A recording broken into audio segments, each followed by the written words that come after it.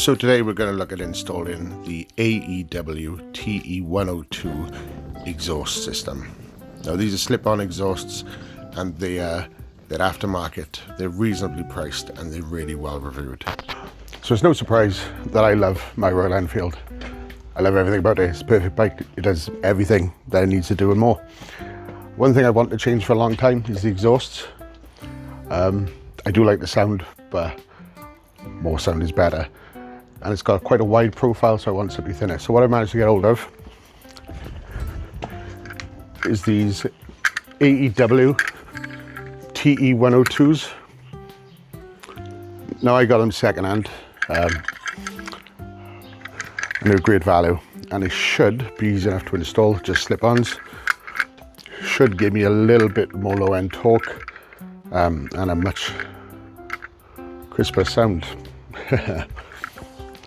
So let's get to it.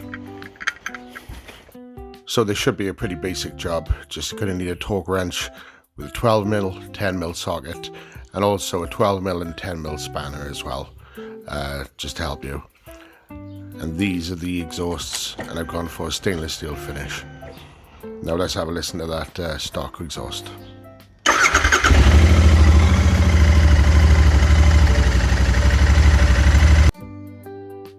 So first thing we're going to do is take the retaining bolt out that connects it to the frame, and we're going to use a 12mm spanner and a 12mm socket, and we're going to use the spanner to hold the nut in place at the back, and then lefty-loosey to loosen the bolt. For now though, keep it in place and don't actually remove it completely, because you want to give it some stability while you loosen the bracket. Now to actually get the bracket loose, it is a bit of a ball ache because of the angle. I had to get on my back, get underneath it, use the 12mm spanner just to hold it into place, and then the 12mm socket to just get it loose. Loose enough that I could just use the socket really. But then I had a genius idea. What if I remove the heat shield?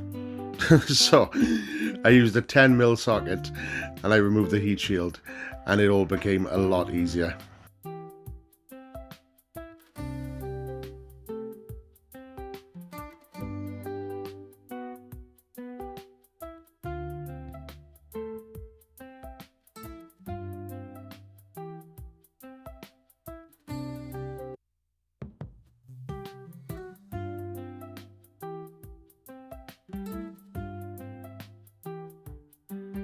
So the second one was a lot easier than the first one. Oh, much easier. So I took the stupid cover off, which allowed me to get straight to the bolt. But first thing you'll notice is how much lighter this is than that. It's probably half the weight. And if you look, a bit thinner as well. So yeah, lovely. Now to put it back on, you just got to do everything in reverse.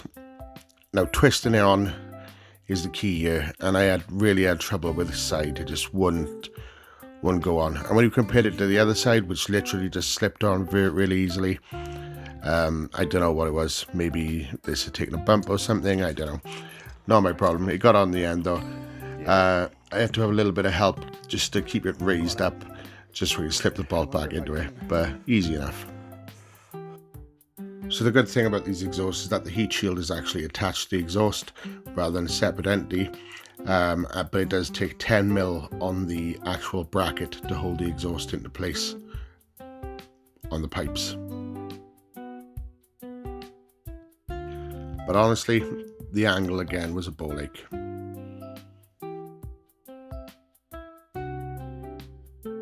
And once that's done, you've just got to do exactly the same with the other side. But like I said, the other side was easy, a lot easier. And I don't know whether it's because I'd done the first side, I got the practice in.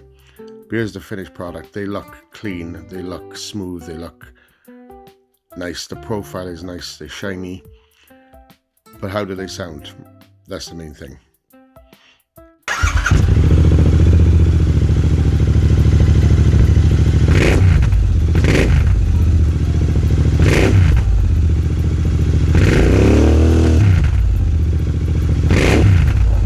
And I think the answer to that is fantastic. So I've just been for a ride on this and what a difference. Nice bit of low end torque, not much but enough to feel a difference. Slimmer profile, but the biggest difference is I've literally just come back and the stock ones were hot as balls, but this one I can actually grab, I can touch, and I won't burn myself because I'm sick of fucking burning myself. Sick of it. But anyway, yeah, highly recommended. T102s, AEW, easy.